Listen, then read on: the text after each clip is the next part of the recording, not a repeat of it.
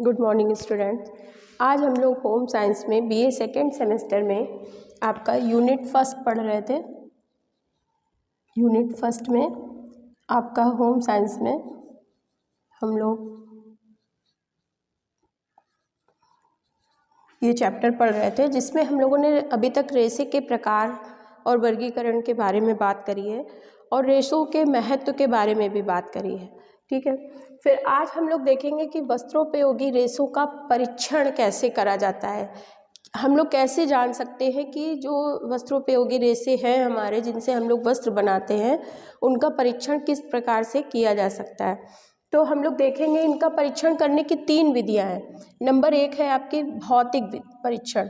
भौतिक परीक्षण का मतलब भौतिक से यानी कि फिजिकल, उसकी बाह्य आकृति कैसी है, रेशे की बाह्य आकृति परीक्षण करते हैं इसमें, बाह्य आकृति परीक्षण। ठीक है, इसमें हम लोग देखते हैं कि रेशे को अगर हम लोग छुएंगे या रेशे की मोटाई कितनी है, लंबाई कितनी है, चौड़ाई कितनी है, ये देखते हैं। दूसरा इसमें होता है आपका तंतु तोड़, यानी कि तंतु को यदि तोड़ा जाएगा, रेशों को यदि तोड़ा जाएगा, तंतु तोड़ परीक्षण। ठीक है, तो तीसरा है इसमें आपका जो है वो दहन परीक्षण है। दहन का मतलब है कि जब भी हम किसी रेशे को, वस्त्र उपयोगी रेशे को जलाएंगे तो उसमें से किस प्रकार की महक आएगी, या उसके बाद जो भी हमें उसके अवशेष प्राप्त होंगे जलाने के बाद, वो क्या, कितने प्रकार, मतलब क्या प्राप्त होता है, किस तरीके की स्मेल आती है, किस तरीके के चीज़ें प्राप्त होती हैं। ठीक है, फिर उसके बाद हम लोग देखेंगे इसमें सिकन। सिकन का मतलब है कि यदि वस्त्रोपयोगी रेशे को धुला जाएगा तो उसमें कितनी सिलवटें आएंगी, सिकुड़न आएगी, या किस प्रकार के परिवर्तन आते हैं। ठीक है, ये देखेंगे। फिर 5वां जो इसमें परीक्षण होगा वो होगा आपका वस्त्र विदर्भ परीक्षण। ठीक है, वस्त्र विदर्भ परीक्षण, ये भी, इसमें भी हम लोग वस्त्रों की मोटाई, लंबाई, चौड़ाई, ये सारी चीज़ें देखते हैं। 6वां है इसी में आपका स्याही परीक्षण, जिसको हम लोग इंक के नाम से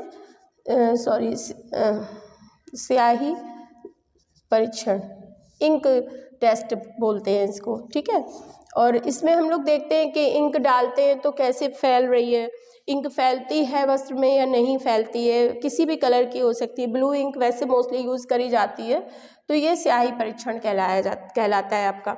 फिर उसके बाद हम लोग देखते हैं तेल परीक्षण। इसमें तेल को डालकर देखते हैं कि तेल परीक्षण में तेल परीक्षण होता है। फिर आपका 8वां है आपका नमी का परीक्षण में ये देखते हैं कि जब भी हमारे वस्त्र में पानी या कोई भी ऐसी चीज़ लिक्विड में फॉर्म में डाली जाती है तो उस वस्त्र में सोखने की क्षमता कितनी है ना, ये देखते हैं नमी परीक्षण के माध्यम से।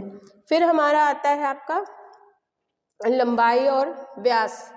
9वां है इसमें हम लोग लंबाई, क्योंकि ये बाह्य आकृति भौतिक परीक्षण है, तो भौतिक परीक्षण में आपकी लंबाई और एवं व्यास परीक्षण, इसमें लंबाई और मोटाई को हम लोग नाप कर देखते हैं कि यदि रेशे को काटा जाएगा या कितना लंबा रेशा हमें प्राप्त हो रहा है, या इस रेशे का व्यास कितना है, तो ये सारी चीज़ें हम लोग देखते हैं।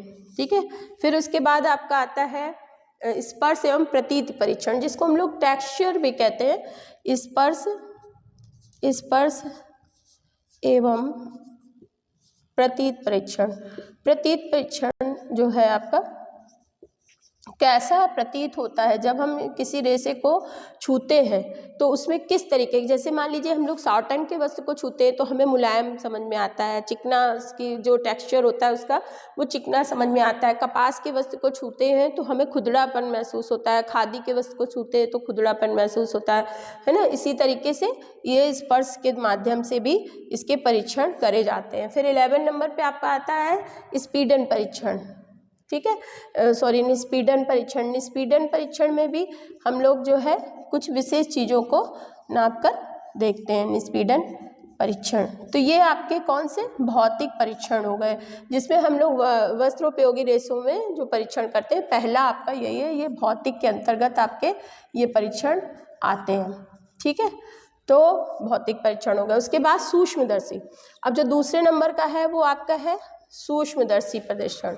सूक्ष्मदर्शी परीक्षण में हम लोग देखते हैं दो प्रकार से, एक होता है अनुप्रस्थ काट, रेशे की अनुप्रस्थ काट करके। अनुप्रस्थ काट का मतलब होता है आपका गोलाई में किसी वस्तु को, यदि किसी अनुप्रस्थ काट में यदि जैसे मान लीजिए गोले में अगर किसी रेशे को काटेंगे तो हमें किस तरीके की आकृति प्राप्त होगी, ये इस तरीके से गोलाई में यदि रेशे को काटेंगे, ठीक है। तो ये हो गई अनुप्रस्थ काट परीक्षण, ठीक। ये आपकी किस में आती है, ये आपकी आती है दूसरे नंबर की विधि, जिसमें हम लोग सूक्ष्मदर्शी परीक्षण से देखें, यानी सूक्ष्मदर्शी यंत्र के माध्यम से जब देखेंगे तो अनुप्रस्थ काट में और अनुदैर्ध्य काट में। इसमें पहला अनुप्रस्थ काट, दूसरा है अनुदैर्ध्य।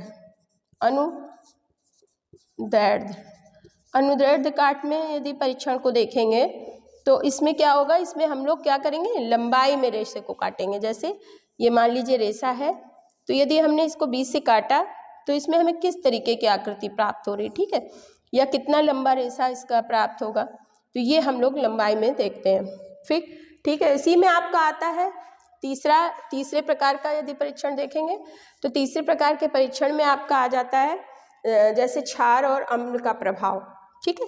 नंबर 1 है क्षार का प्रभाव और चौथा है आपका अम्ल का प्रभाव। देखिए क्षार और अम्ल का प्रभाव विभिन्न प्रकार के वस्त्रों में अलग अलग आपका पड़ता है, ठीक है। क्षार क्या है, क्षार हम लोग मान लीजिए जैसे जिन भी माध्यमों से वस्त्र को साफ करते हैं, कास्टिक सोडा हो गया आपका, साबुन हो गया, सर्फ हो गया, नील हो गया, जो भी चीज़ें हैं जो वस्त्र उपयोगी रेशों को साफ करने में यूज आते हैं क्षार के रूप में, उसके मैल को निकालने समय जो रासायनिक पदार्थ हम लोग यूज करते हैं वो अम्ल और क्षार के प्रभाव के नाम से जाने जाते हैं। पर हर वस्त्र पे हर प्रकार के क्षार और अम्ल का प्रयोग हम लोग नहीं कर सकते हैं। क्यों? क्योंकि जैसे मान लीजिए सिल्क का रेशा है, अब सिल्क के रेशे में मान लीजिए सिल्क में आप लोगों का मान लीजिए हम लोगों ने अम्ल और क्षार का प्रभाव कर दिया, वो आवश्यकता से अधिक अगर हो जाएगा तो रेशा जो है हमारा गल जाएगा। क्यों? क्योंकि नाजुक है और प्राकृतिक रेशा है, अपने प्रकृति के रूप में है, तो इसमें क्या होता है कलर जा सकता है रेशे का, रेशा गल भी सकता है। तो और कपास है, कपास में आपने अगर मान लीजिए क्षार अम्ल का प्रभाव ज़्यादा कर दिया तो क्या होगा, हमारा रेशा जो है वो गलकर नष्ट हो जाएगा, उसमें नमी को सोखने की क्षमता नहीं रह जाएगी, उसमें उसकी मजबूती जो है वो टिकाऊपन जो है वो सब खत्म हो जाएगा, ठीक है। तो अम्ल और क्षार के प्रभाव का परीक्षण भी वस्त्रोपयोगी रेशों पे किया जाता है, ठीक है। फिर उसके बाद आपका आता है पांचवा है रंग परीक्षण। रंग परीक्षण में भी जैसे मान लीजिए कुछ ऐसे रंग होते हैं जो कास्टिक के रूप में होते हैं और उनको हम हर प्रकार के वस्त्रों को रंगने के लिए यूज़ नहीं कर सकते हैं। कास्टिक है, अम्ल है, क्षार के रूप में है, तो हर प्रकार के रंगों का यूज़ हर प्रकार के वस्त्रों को रंगने में यूज़ नहीं किया जा सकता है। विभिन्न प्रकार के रंग विभिन्न प्रकार के वस्त्रों के लिए अलग अलग फॉर्म में बनाए गए हैं, ठीक है। फिर आपका छठवां इसी में आता है जो है विशिष्ट गुरुत्व जो परीक्षण है। तो विशिष्ट गुरुत्व परीक्षण जो है वो हमारा किस में होता है, प्राकृतिक रेशों में होता है। जैसे कि विशिष्ट गुरुत्व परीक्षण, छठा हमारा क्या है, विशिष्ट गुरुत्व परीक्षण, ठीक है।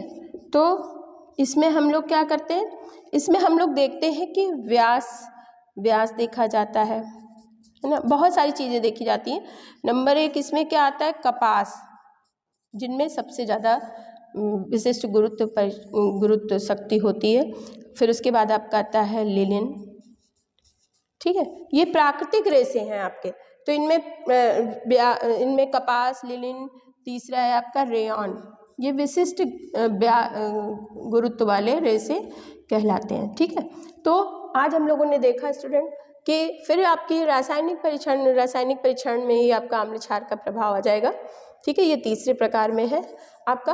तो आज हम लोगों ने देखा कि भौतिक परीक्षण कैसे करते हैं, रासायनिक परीक्षण कैसे करते हैं और सूक्ष्मदर्शी यंत्र के माध्यम से वस्त्रोपयोगी रेशों के परीक्षण में क्या परिवर्तन आते हैं जब हम उनको यूज़ करते हैं, तो ठीक है। और ये सारे परीक्षण करने के बाद ही वस्त्र हमारे तक पहुंचाया जाता है, क्यों? क्योंकि वो क्वालिटी पे डिपेंड करता है भाई। किसी भी चीज़ का गुण जो है वो उसकी परीक्षण के बाद ही उभर कर सामने आता है, और जब सामने आता है तभी हम उसे क्या दे सकते हैं, क्वालिटी के नाम से ब्रांड दे सकते हैं।